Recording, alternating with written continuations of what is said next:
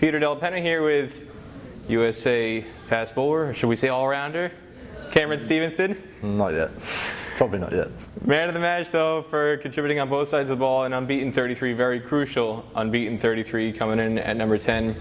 And then 2 wickets in the field, 2 for 27. Fantastic performance. Congratulations. Thank you. How did it feel? Yeah, good. It's nice to get a win on the board. Everyone's been working really hard.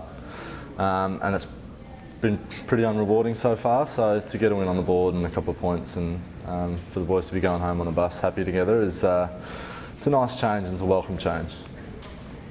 One of the things that stood out about your innings, and I was on the commentary being a bit critical of some of your teammates, was the intelligence that you showed, because there were quite a few guys on both sides tonight who got out trying to go for that long boundary because the pitch was moved. There was a new strip tonight. You were playing on the easternmost part of the square, and in that last stretch when you were batting, when you were scoring your boundaries, you were targeting the short boundary with really good success. Just can you describe kind of the mentality in terms of how you were approaching the innings and where you identified the scoring options that were available? I think that's pretty much it. If you play on, obviously in Australia, squares can be quite large, and you often get a chance to play on a short, with a short boundary. And so I think I identified that with Timmel out in the middle at the time, and we were going to really look to target the short boundary, because obviously you can really make the most of it in the late overs. If you can get onto a few and half hit a few, then you can get some good results. So I think that's just part of planning and executing that really well, which Timmel was able to do at the end as well, and a few of the boys were able to do throughout. So it's something we identify and try and look at, definitely.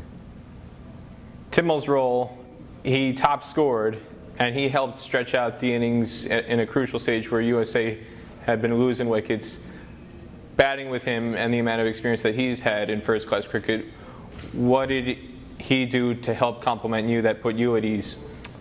I think he was really good at just he kept scoring, so he was able to keep turning the strike over, getting lots of singles, and I think if you can manage to do that and keep the scoreboard ticking even though you might be losing wickets at the other end, it's pretty useful and it keeps the team rolling in a good position.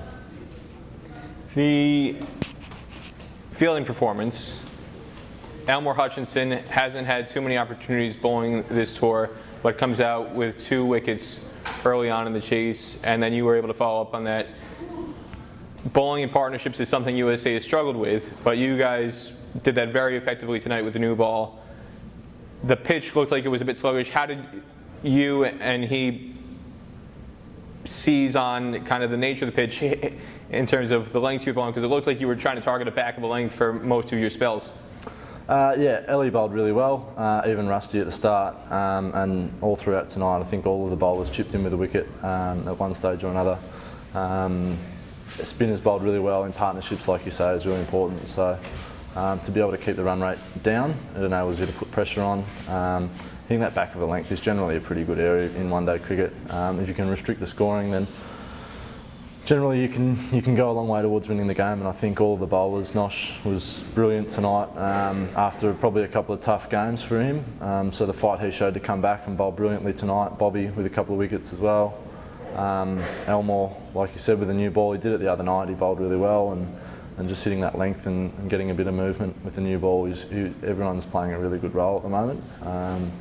And I think, yeah, bowling in partnerships is a massive part of one-day cricket, and being able to hand it over to your teammate in a better position than when you got the ball is really important to us.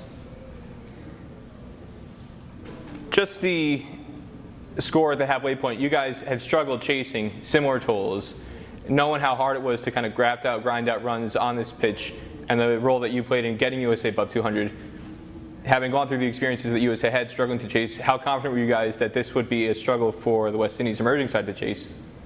I think any time you get over 200 is a pretty good score. There's always going to be scoreboard pressure if you're batting second. There's always going to be that required run rate that you have to look at, and it makes you sort of double guess yourself. So I think, look, we're confident of being able to defend whatever score we get, whether it's 150 or 250 or 400.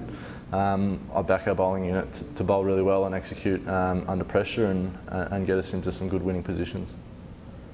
Just from the standpoint of you personally, coming into the team on your first tour, one of the things that I've noticed about you compared to some other players in the recent past is you seem a lot more engaged as a newcomer. You seem a lot more just ready and alert in the field, and you seem really keen to contribute.